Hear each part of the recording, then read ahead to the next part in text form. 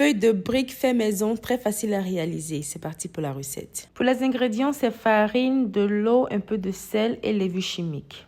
Dans ta farine, tu vas renverser levure chimique, sel et mélange bien. Ensuite, rajoute ton eau en 2 fois, ça va te permettre d'éviter les grumeaux et continue de bien mélanger. Après avoir bien mélangé, voici ce que vous allez obtenir, une consistance bien liquide. Et on peut maintenant passer à la cuisson. Pour la cuisson, tu vas prendre une poêle non adhésive et tu ne vas rien ajouter à la poêle. Ensuite, à l'aide d'une brosse à cuisine, tu vas brosser ton liquide dans ta poêle tout en formant un cercle. Aussi, assurez-vous de retirer l'excès de liquide dans votre brosse avant de passer à la poêle.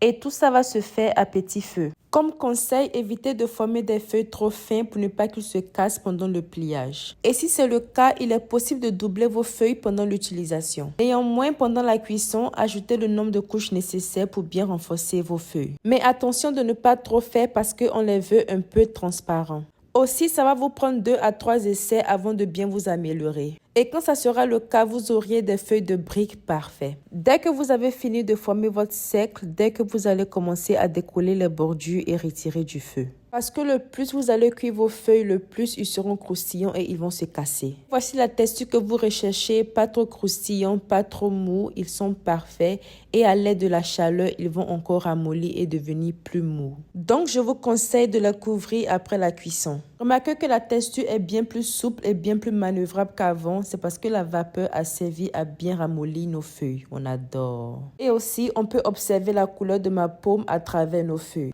Pour la face, c'est comme vous voulez. Moi, j'ai opté pour la viande, oignons, assaisonnement, carottes, choux, bien mélangés et voilà. Pour l'assemblage, tu vas prendre ta feuille, ensuite remplir, mais pas trop jusqu'à déborder et plier comme sur la vidéo. Et pour plier, tu vas d'abord refermer la face, ensuite plier les 2 côtés et bien rouler. Et comme je l'ai dit précédemment, vous pouvez doubler vos feuilles si ils sont un peu trop fins ou si vous aimez un peu plus de chair sur vos briques. Pour la cuisson, vous allez faire chauffer de l'huile et quand l'huile elle est bien chaude, commencez à griller vos briques. Retenez-les de temps en temps et grillez jusqu'à ce qu'ils soient bien dorés. Voilà qu'ils ont bien doré, on peut maintenant les retirer. Admirons nos briques de plus près, ils sont parfaits, on adore. L'heure de la dégustation a sonné, je vais ajouter une petite sauce pour accompagner mes briques et voilà que nous sommes prêts. Écoutez un peu comment ils sont croustillants.